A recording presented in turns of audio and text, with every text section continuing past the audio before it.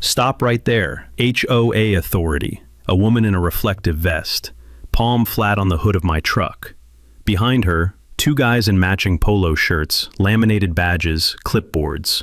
People she hired. To stop me. In front of my own driveway. HOA authority. Like that's a thing. I'm sitting behind the wheel. Engine running. Nowhere to go. This woman had been coming after me for 2 years. Fake fines. Made up rules. Threatened to lean my home over a toolbox in a truck bed. And when none of it broke me, she built herself a fake police force and sent them to finish the job. What she forgot to check was what was already turning the corner behind me.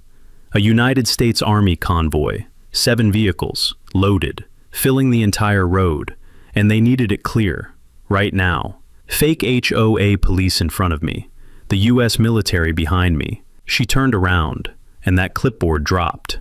Those soldiers didn't just clear the road, they surrounded every single one of them, right there, in front of the whole neighborhood. Drop a comment. Where are you watching from? And have you ever done everything right and still had someone come after you anyway? HOA Karen sent fake HOA police to stop me. Let me take you back about 2 years, to a small but proud planned community called Ridgecrest Pines, nestled in the hill country of central Texas, about 40 miles outside of Austin. Think cedar trees, caliche driveways, the faint smell of cedar smoke on cool mornings, and enough pride in property lines to make a surveyor weep with joy. I'm Garrett, former Army logistics sergeant, 15 years in, now running a small welding and fabrication shop out of a rented commercial bay 12 minutes from my house. I'd moved to Ridgecrest Pines 2 years earlier with my wife, Donna, and our teenage son, Cole. The HOA dues were $180 a month. The neighbors were mostly decent, and the rules, on paper, were reasonable. Keep your lawn trimmed. No RVs parked visible from the street. No painting your house safety cone orange. Simple enough, right? Now let me introduce you to Phyllis Drummond. Phyllis was the self-appointed, and then formally elected, mostly by running unopposed, president of the Ridgecrest Pines Homeowners Association. She'd lived on the corner lot at the entrance of the neighborhood for 11 years, which in HOA land apparently translates to something close to divine right of kings. Phyllis was in her early 60s, wore visors year-round, even indoors, and had a smile that landed somewhere between a real estate agent and a courtroom prosecutor. She drove a pearl-white Lexus SUV she treated like a second child, and she carried a clipboard the way a conductor carries a baton, like it was an instrument of pure authority. I first noticed her watching me the week we moved in, not waving, not introducing herself, watching. Standing at the end of her driveway with that clipboard, making notes. The crunch of gravel under the moving truck tires seemed to irritate her personally, like each stone was a personal affront. The first official notice arrived 11 days after we closed on the house. A printed letter in a manila envelope, stamped with the HOA seal, which was just a clip art pine tree, informing me that my truck, a 2019 F250 with a commercial-grade toolbox in the bed, was classified as a commercial vehicle under Section 4.2 of the Ridgecrest Pines CC and RS, and was therefore prohibited from being parked in my driveway that I own. I read Section 4.2 twice. It said nothing about personal trucks with toolboxes. It said nothing about vehicles under 1 ton. My truck wasn't even technically over 1 ton. But Phyllis had appointed herself the sole interpreter of all covenant language, and her interpretation was final, at least in her mind. I wrote a polite letter back, cited the actual language, got a second letter that said my letter had been noted, but the violation stood. I spoke to 2 other neighbors, a retired firefighter named Harlan and a younger couple, the Vespers, who'd been there 3 years, and every single one of them had a Phyllis story. Harlan got cited for his American flag being 12 inches too low on his flagpole. The Vespers got fined because their holiday decorations were still up on January 7th, 1 day past the HOA's self-imposed December 31st removal deadline, a deadline that incidentally did not appear anywhere in the actual CC&Rs. The pattern was obvious once you looked. Phyllis targeted people who were new, working class, or who she simply didn't like. She had favorites. The attorneys, the retirees with money, the people who brought her baked goods to the quarterly meeting. Those folks never got letters. Their boats sat in driveways all summer. Their fences went up without permits. This wasn't enforcement. This was performance. and I was being cast as the villain in her little neighborhood play. The truck letter was just the opening act. I didn't know it yet, but Phyllis had bigger plans. And so, eventually, did I. The second letter became a third. The third became a fourth. Each one escalating slightly. A new violation bolted on like a new accessory on a bad used car. First, the truck. Then the toolbox brackets on the truck, which Phyllis claimed were exposed commercial equipment visible from the street. Then the small utility trailer I occasionally parked on the side of the house, barely visible behind a cedar hedge. I hired an attorney, not a big gun, just a sharp local guy named Walt Cordero, who charged $200 an hour and had a reputation for eating HOA boards for breakfast. Walt read through the CC and Rs in about 45 minutes and called me back with a tone of restrained delight. "Garrett," he said, "about 60% of what she's citing either doesn't exist in this document or is being deliberately misread. This woman is running a game." Walt drafted a formal response to each violation, citing the actual CC and R section numbers, the actual language, and a polite but steel-spined note that any future enforcement attempts based on misrepresented covenant language would be considered harassment under Texas Property Code, Section 200-2.004. That's the legal hook right there, and you can Google it yourself. Texas 200-2.004. It prohibits HOA boards from selectively or arbitrarily enforcing rules. If they let your neighbor's boat sit out but fine you for a toolbox, that's a violation of the law, not just a personality conflict. Takeaway: selective HOA enforcement isn't just unfair. In Texas and many other states, it's illegal under state property code. The day after Walt's letter landed in Phyllis's mailbox, she showed up at my door. Not the mailbox, the door.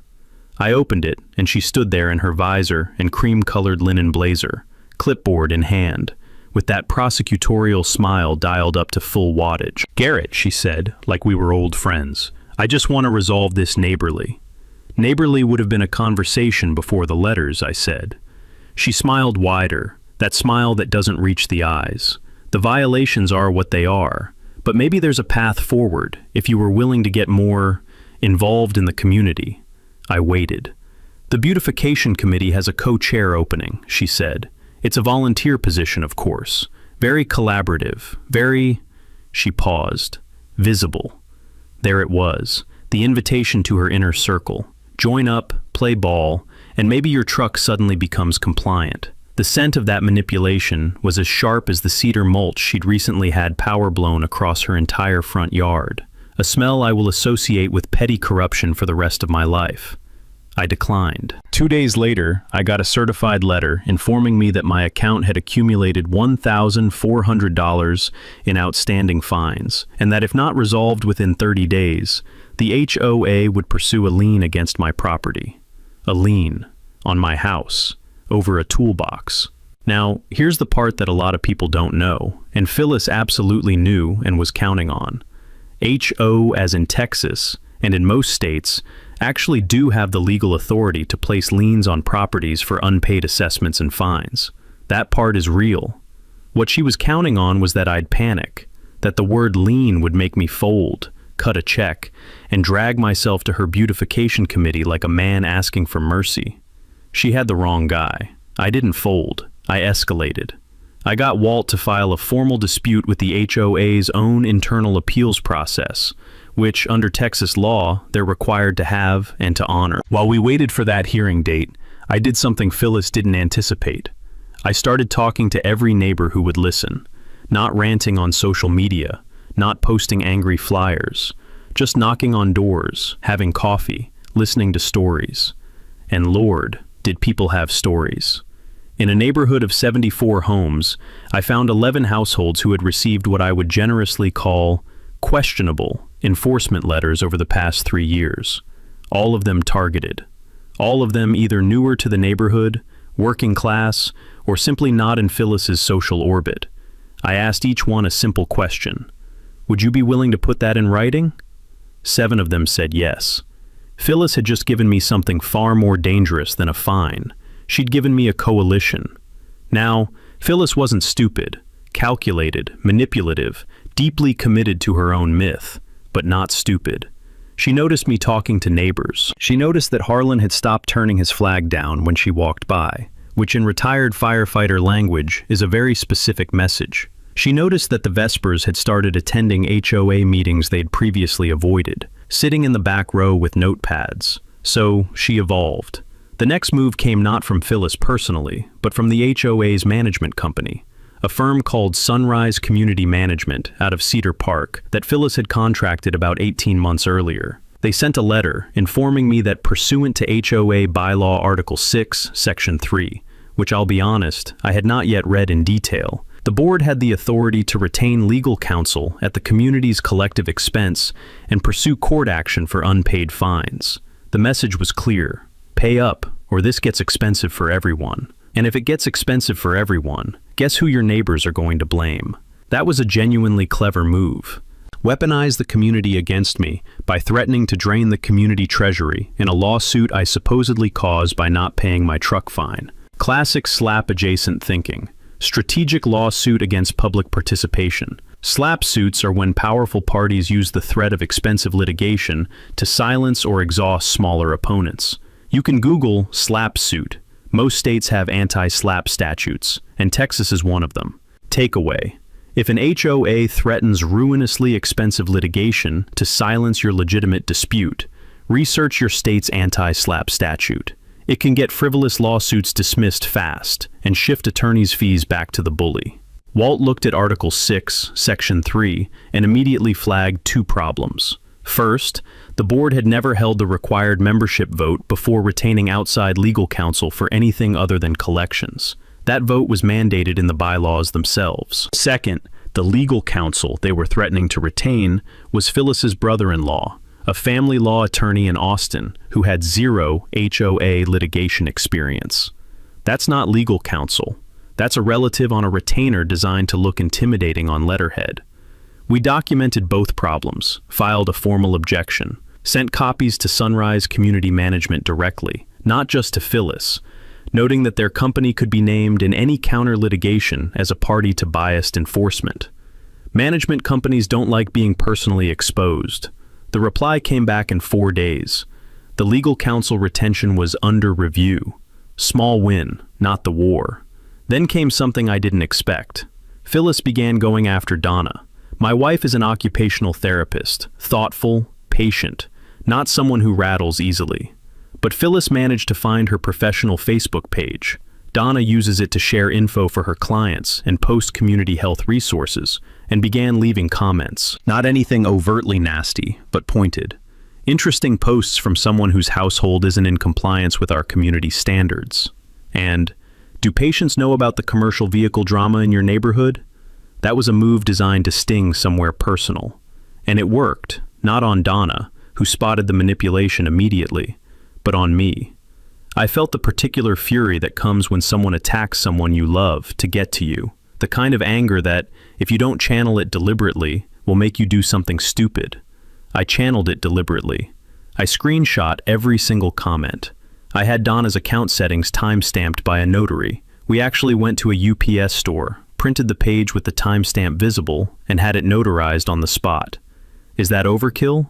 Maybe. But notarized records of online harassment carry real weight in Texas civil harassment proceedings. Her comments were documented, preserved, and filed. Meanwhile, our coalition was growing. We'd added 3 more households. A widow named Cecilia, who'd been fined for her mailbox post needing repainting, a repair she'd requested the HOA cover under the community's maintenance fund, per a provision Phyllis claimed didn't apply to her address, and 2 young couples who were convinced, independently, that they'd been targeted because they'd asked about running for the board.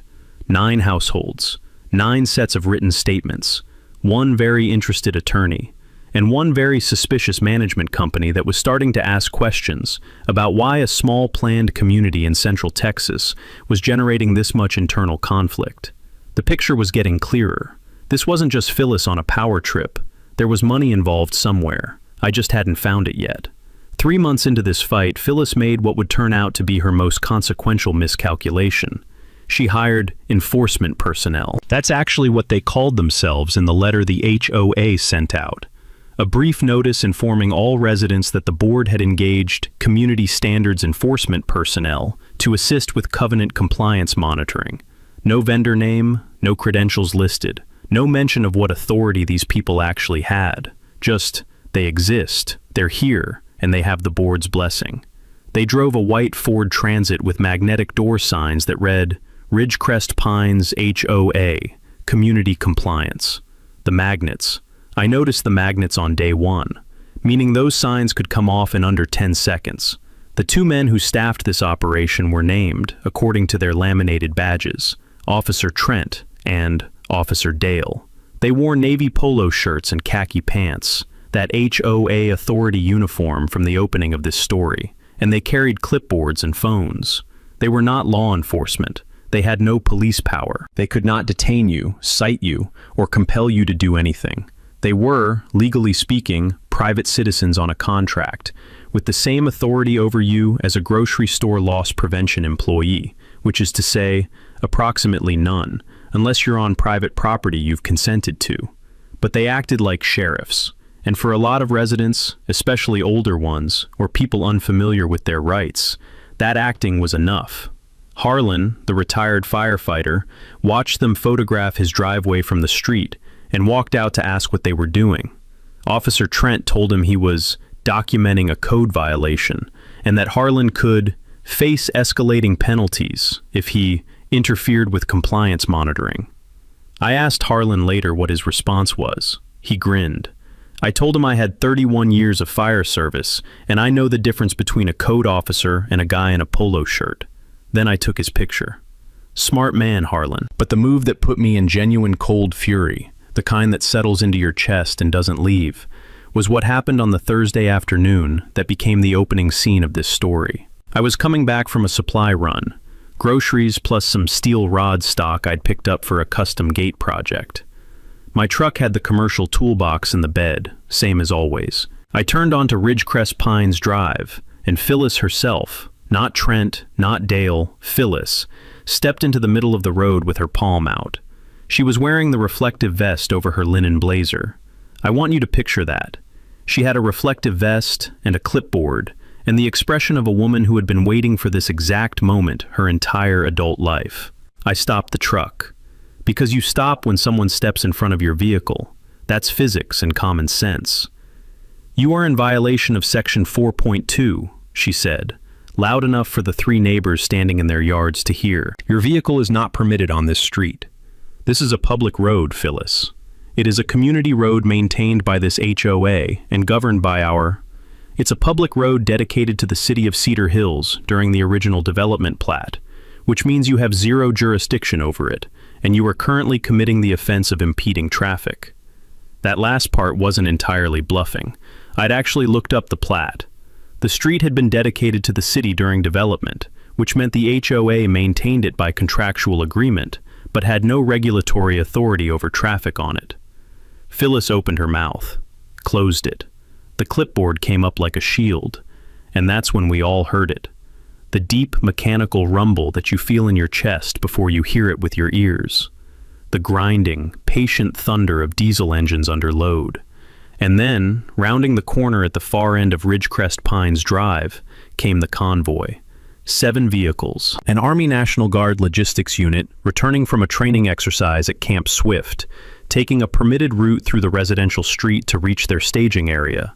5 LMTV cargo trucks, a command Humvee, and a fuel tender, each one the approximate size and weight of a municipal bus, each one bearing U.S. Army markings, each one needing to get through the road that Phyllis Drummond was currently blocking. The lead Humvee stopped about 40 feet back. The passenger door opened. A sergeant first class climbed out, surveyed the scene. Woman in reflective vest, truck blocked, neighborhood audience, and walked toward us with the unhurried confidence of someone who has resolved more complicated situations before breakfast. "Ma'am," he said, "I need this road clear, now." The clipboard lowered. For the first time in my 2 years at Ridgecrest Pines, Phyllis Drummond looked genuinely small. Phyllis moved. Reluctantly, stiffly, like a queen vacating a throne at gunpoint, she stepped to the curb. The convoy rolled through. All 7 vehicles, each one rattling the mailboxes, the diesel exhaust hanging in the cedar-scented afternoon air like a blue haze over a battlefield. When the fuel tender cleared the street, every neighbor in earshot was still watching. The sergeant first class, whose name, I'd learn later, was Torres, glanced back at me as he returned to his Humvee, gave a single nod, and they were gone. 40 seconds maybe, just long enough to completely dismantle Phyllis's theater. But here's the part that changed everything.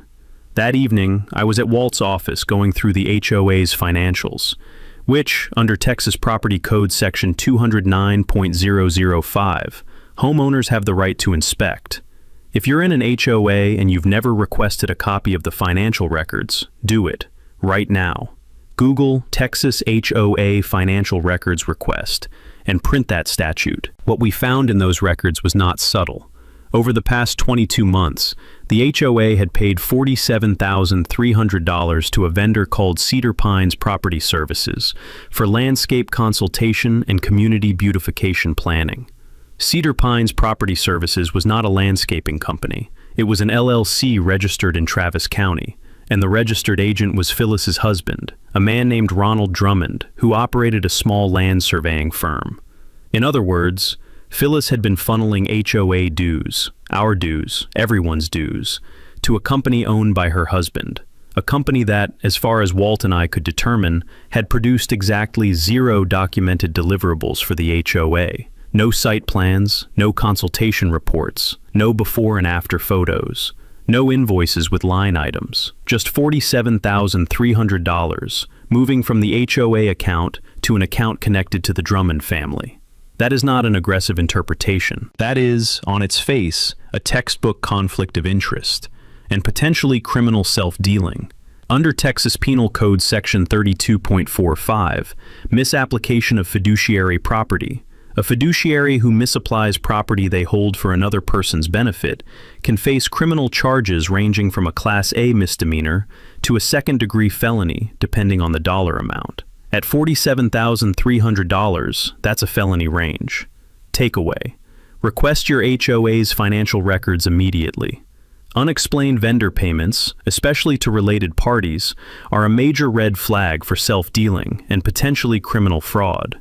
Walt sat back in his chair and looked at me over his reading glasses with an expression that was 1/4 concern and 3/4 professional excitement. "Garrett," he said, "this went from a neighbor dispute to a potential financial crime." I nodded. "We have to be careful how we use this," he continued. "If we go loud right now, she buries the records or transfers the money and we lose the leverage. We need to build the full case first." "How long?" 4 to 6 weeks. We document everything. Financial records, the enforcement history, the harassment pattern, the Donna situation, all of it. We bring in a forensic accountant for a 1-day review, probably $800, but worth it. And then we don't just beat Phyllis, we make sure she can't do this again. I thought about the convoy rolling through that afternoon, about Phyllis stepping back to the curb, about the way all those neighbors were still watching. 4 weeks, I said. Let's build the trap. The next month was the most methodical 4 weeks of my life outside of Army logistics. And Army logistics, if you've never been around it, is essentially the discipline of moving the right thing to the right place at exactly the right time. No drama, no waste, no telegraphing. That was the model. Phase 1 was the financial documentation. Walt formally requested the HOA's complete financial records under Texas Property Code 209.005, a request the HOA is legally required to fulfill within 10 business days. When Sunrise Community Management stalled on day 9, Walt sent a follow-up noting that failure to comply within the statutory window was itself a violation, and that we would be filing a complaint with the Texas Real Estate Commission, which oversees HOA management companies. The records arrived on day 10, just before close of business, in a banker's box that clearly hadn't been organized since the Clinton administration. Walt hired a forensic accountant named Sandra Price, a former IRS examiner, not a large firm, just a sharp independent who worked out of a converted house in Round Rock, for a flat $950 for a 1-day document review. Sandra went through the Cedar Pines Property Services payments and produced a 4-page memo that used language like, "no documented consideration," and apparent self-dealing transaction, and, most usefully, pattern consistent with misappropriation. That memo was worth 10 times what it cost. While Walt and Sandra worked the financial angle, I was building the community case. Harlan turned out to be a methodical man. Years of fire service do that, and he went door to door with a simple one-page form he'd designed himself. Date of violation notice, description of alleged violation, actual CC and R section cited, whether they believed enforcement was selective or inconsistent. He collected 19 completed forms, 19 households. Out of 74 in the community, that's more than 1 in 4 homes reporting questionable enforcement. Cecilia, the widow who'd been fined over her mailbox post, turned out to have connections nobody had anticipated. Her late husband had been on the county planning commission for 16 years, and she still had friends there. She made a quiet phone call and learned something interesting. Cedar Pines Property Services had applied for a county vendor registration 6 months earlier, the preliminary step for bidding on public landscaping contracts. And the application had been rejected because the company could not produce evidence of any prior completed work, which was consistent with our suspicion that the HOA payments had bought nothing but the appearance of legitimacy.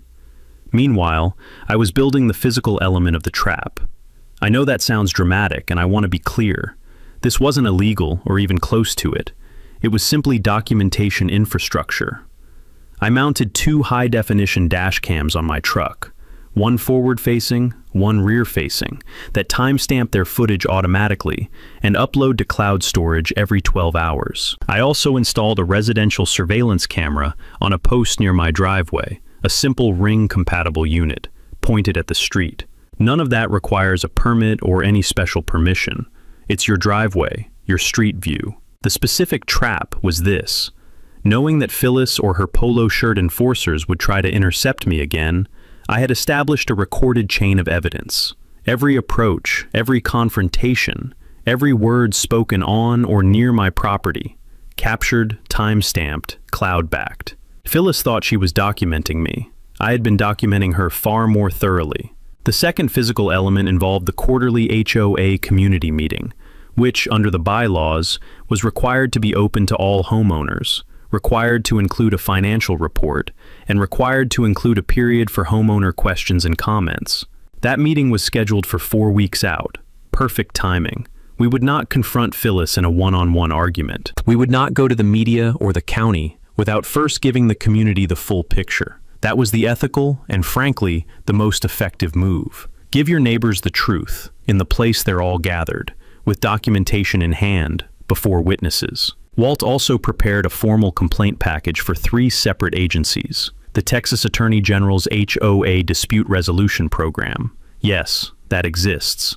Texas AG accepts HOA complaints under Texas Property Code Chapter 209. The Travis County District Attorney's Office Financial Crimes Division and the Texas Real Estate Commission regarding Sunrise Community Management's facilitation of biased enforcement. We weren't swinging one punch. We were setting up a combination, body, head, and waiting for the bell. The smell of sawdust and coffee in Walt's conference room, the quiet scratch of Sandra's pencil on legal pads, the growing stack of manila folders on the table, it all had a particular texture of momentum, the kind that only builds when the evidence is real and the plan is solid.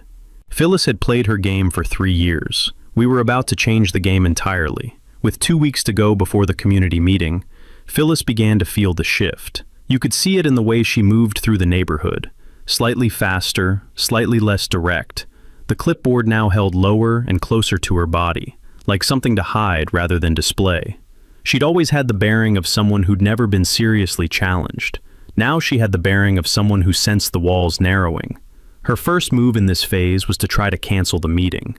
She sent an email to the general HOA listserv, which all homeowners were on, claiming that due to ongoing legal matters, the quarterly meeting would need to be postponed until further notice.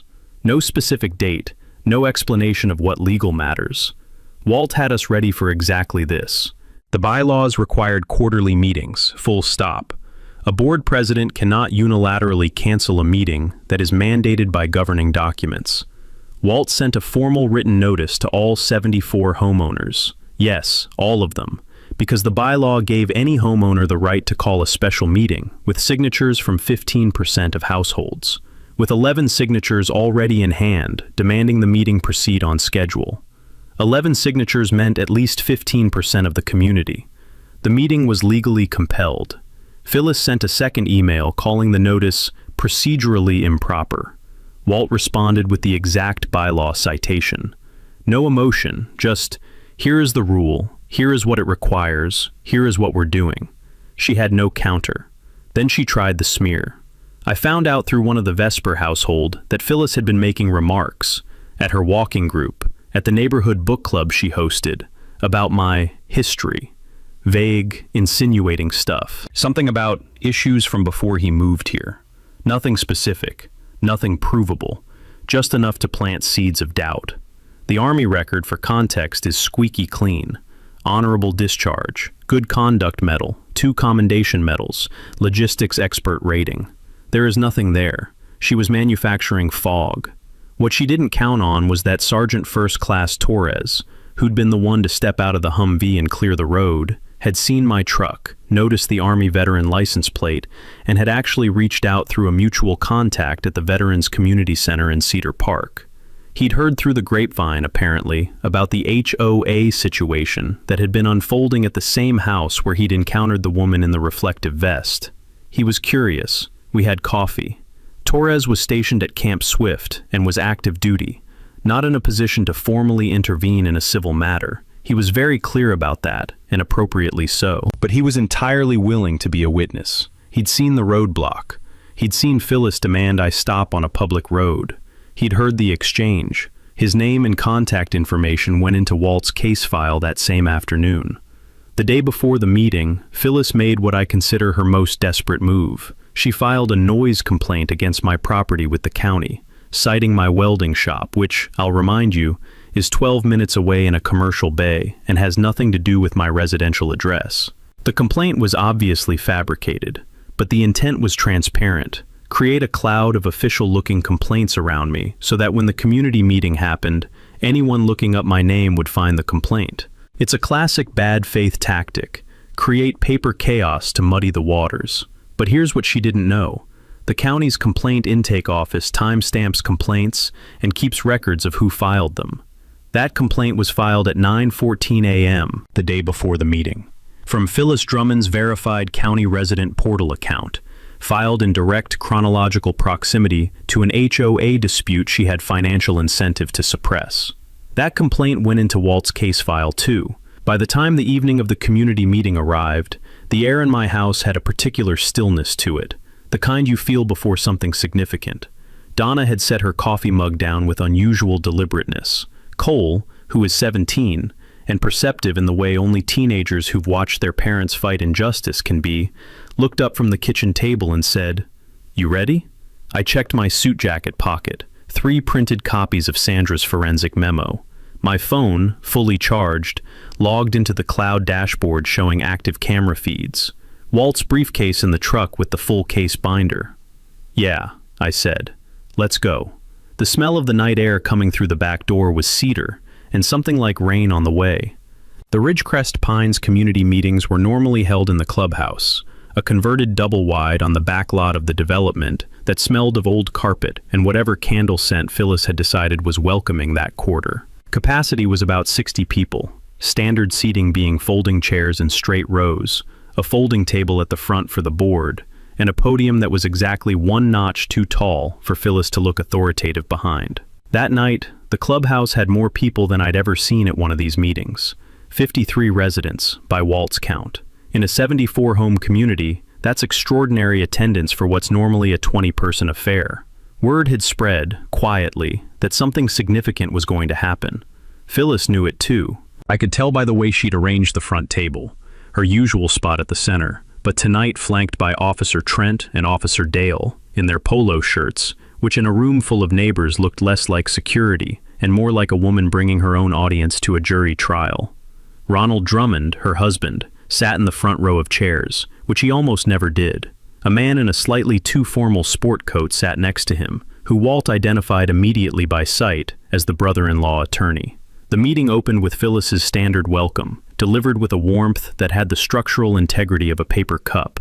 She moved through the agenda items briskly: community updates, landscaping notes, a reminder about holiday decoration deadlines, trying to consume time before we reached the homeowner comments section.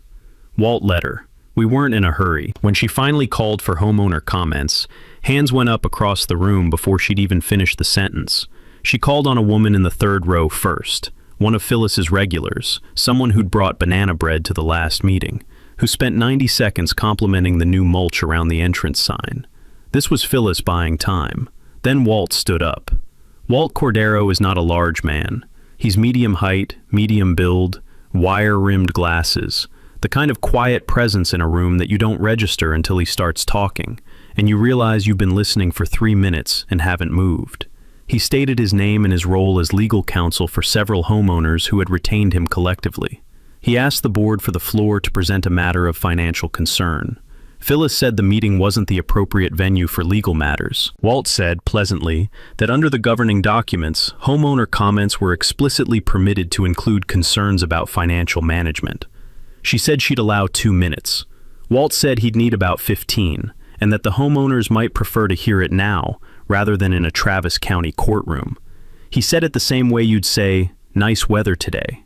Calm, informational, absolutely devastating. The room was very quiet. Ronald Drummond, in the front row, turned slightly pale. The brother-in-law attorney put his hands together and stared at the floor. Walt presented it in 3 sections. First, the history of selective enforcement. 19 documented complaints from 17 households, all fitting a pattern inconsistent with the stated C, and Rs. The pattern, not just my story. 17 households. People in this room who'd been through the same thing. Second, the financial records. Cedar Pines Property Services. $47,300. The LLC registered to Ronald Drummond. The absence of any documented deliverables. Sandra Price's forensic memo, summarized in 3 sentences and handed out to anyone who raised their hand, which was most of the room. Third, the complaint package. Filed that day with the Texas Attorney General, the Travis County DA's Financial Crimes Division, and the Texas Real Estate Commission. Not threats, actions already taken. He held up the certified mail receipts. Phyllis stood up. "This is completely inappropriate." "Mrs. Drummond," Walt said, "you'll have an opportunity to respond. I'd recommend doing so with counsel present. The brother-in-law in the front row may not be adequate for this particular situation."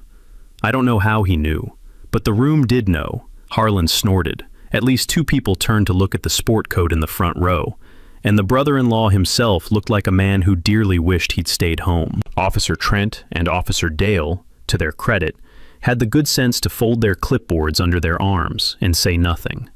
For the first time in years, Phyllis Drummond had no move. She was standing at the front of a room full of her neighbors, holding a clipboard that held nothing, surrounded by documentation she hadn't expected, and flanked by paid help whose authority had just been publicly reduced to a punchline. The room was absolutely silent, except for the rain that had started outside, a soft, steady Texas rain drumming on the clubhouse roof, washing the cedar smell in through the cracked door. What happened next was not what I'd planned, and honestly, it was better. I'd expected Phyllis to deflect, to call for adjournment, to get legal counsel involved, to drag this out. What I had not expected was for Ronald Drummond to stand up. He stood slowly, like a man whose joints ached and whose conscience ached more. He was a decent-looking man in his mid-60s, actually, gray-templed, the kind of face that probably looked honest in good times. He looked at Walt's handout in his hand, looked at the room, looked at Phyllis, and then he said quietly, "Phyllis, sit down." She turned to him. "Ronald, sit down." She sat, and the room held its breath. Ronald Drummond said, in a voice that had the flat, exhausted tone of a man who had been waiting for something to end, "The payments to Cedar Pines came through me. Phyllis brought it to me as a cost savings, a way to keep landscape planning in-house through my business contacts. I didn't know the HOA accounts were being used this way. I should have." He paused. "I didn't." Was that completely exculpatory? No. Was it complicated? Yes. Was it the kind of statement that changes the temperature of a room completely? Absolutely yes. Half the crowd turned to look at Phyllis. The other half were still looking at Ronald. His wife was staring at a point approximately 6 inches above the folding table, not at anyone in particular, with the expression of a woman whose scaffolding has just given way under her. The brother-in-law attorney leaned toward Ronald and said something under his breath. Ronald shook his head. I had prepared a speech. I actually had notes in my pocket. 3 points. The kind of tight summary I used to give to my unit before logistics operations. I stood up and gave a version of it, shorter than planned, because the room had already moved past where I thought we'd be. I said, "This isn't about me and my truck. It never was. This is about 19 households who followed the rules and got harassed anyway. It's about $47,300 that belongs to this community, and may or may not have gone anywhere it was supposed to go. And it's about what kind of neighborhood we want to live in." Then I did the thing I'd been thinking about since that afternoon with the convoy. I pulled up the dashcam footage on my phone, the rear-facing clip from the afternoon Phyllis had blocked the road, and passed my phone down the front row. It showed exactly what it showed.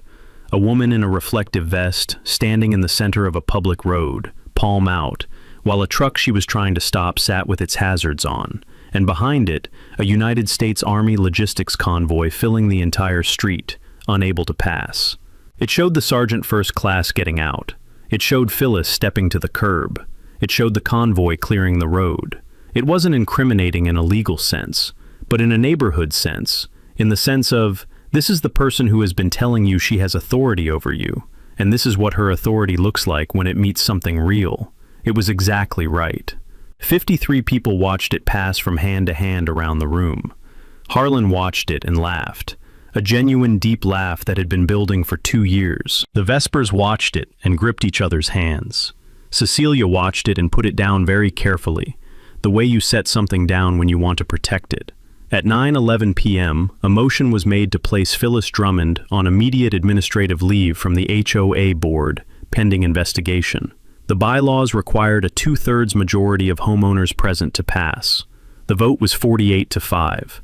The 5 nays included Phyllis herself, Ronald, the brother-in-law, and 2 of Phyllis's walking group regulars who looked, honestly, like they regretted their votes before they'd finished raising their hands.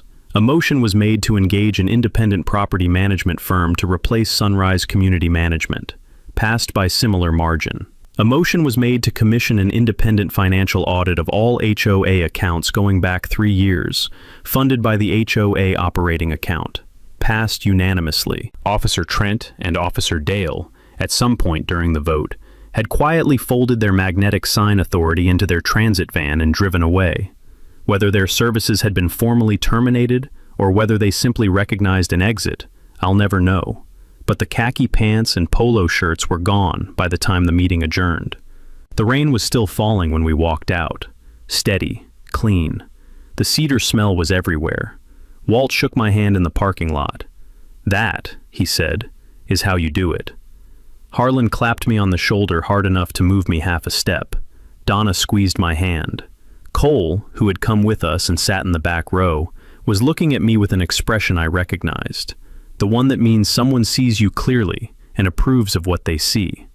That expression was worth more than all of it. The fallout was significant and honestly satisfying in the specific way that justice porn is satisfying, not because anyone was destroyed, but because accountability actually landed.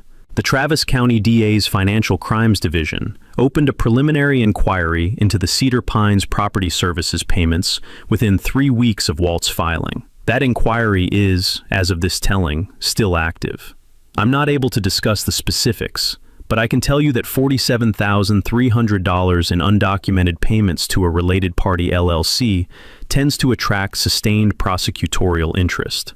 Phyllis resigned from the HOA board formally, in writing, 8 days after the community meeting. No statement, no apology. Just a terse letter that arrived in the new management company's inbox at 11:47 p.m. on a Tuesday, which is the exact timestamp of a decision made in the middle of a sleepless night. The independent financial audit came back 6 weeks later. It confirmed Sandra Price's findings and added 3 additional vendor anomalies, smaller amounts, totaling around $9,200, that were being examined separately. The audit also confirmed that the HOA Reserve Fund, which was supposed to have about $85,000 in it for capital improvements, had $31,000. The rest had been spent, over 3 years, on items that were either underdocumented or connected to the same small circle of vendors. The new management company, a firm with actual credentials and a track record that didn't include angry homeowners filing AG complaints, restructured the CC&R enforcement process within the first month. All outstanding violations were reviewed. 14 of them, including mine, were formally withdrawn as unsupported by the actual CC&R language. My truck is parked in my driveway right now as I tell you this. Harlan got a formal letter acknowledging that his American flag had always been in compliance. Cecilia got a check for the mailbox repair she'd done herself, reimbursed from the maintenance fund that the CC&Rs had always said she was entitled to use. The Vespers submitted their names for the board. Both were elected at the next quarterly meeting, which had a record attendance of 61 households. The new board passed a transparency resolution requiring all vendor contracts over $1,000 to be disclosed publicly on the HOA's website before execution. Now here's the part that still gets me. About a month after the community meeting, I got a message through the Veterans Community Center from Sergeant First Class Torres. He'd heard through the grapevine, small community, big ears, that the situation at the house where he'd helped unclog the road had resolved. He asked how it went. I told him the summary. He replied with a thumbs-up emoji and a single line. Glad the road's clear. That's it. No fanfare. Just a soldier who showed up, did his job, and went back to doing his job. But his presence on that afternoon, those 7 vehicles, that unassuming authority, that single unhurried walk across the road, had been the pivot point. The moment the neighborhood saw the curtain pulled back, and I'm grateful for it more than I know how to say properly. The community decided to do something with the energy that had been unlocked by all of this. Cecilia proposed it first, a scholarship fund for Ridgecrest Pines kids going to trade school or community college. Funded by voluntary contributions, independently administered, named the Ridgecrest Pines Community Foundation. Within 8 weeks, $14,000 had been raised from within the neighborhood. First award was given to a 17-year-old 2 streets over, who is studying welding and fabrication. Cole knows him from school. I didn't tell him what I do for a living until the awards ceremony. And that's how it ended. A woman who spent 2 years treating this neighborhood like her personal kingdom walked out that meeting with nothing.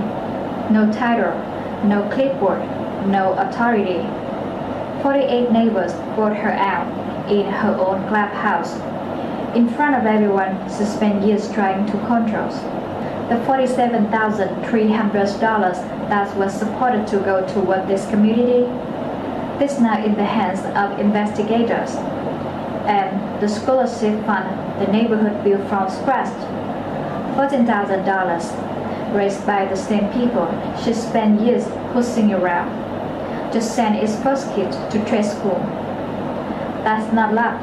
That's what happens when you stop reacting and start documenting.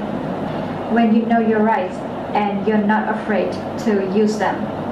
Garrett didn't win because a military convoy showed up at the right moment. He won because he's already done the work, the records, the neighbors, the attorney, the evidence. That convoy just made sure everyone was watching when it happened.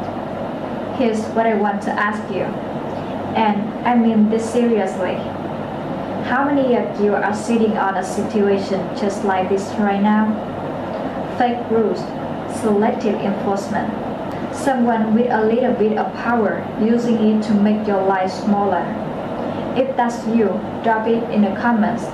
You might be surprised how many people are fighting the same fight. If this story hit different, share it with someone who needs to hear it. Subscribe if you want more, because the next story coming up make this one look like a warm-up. Play stupid game with stupid prizes, and sometimes the whole neighborhood wins with you.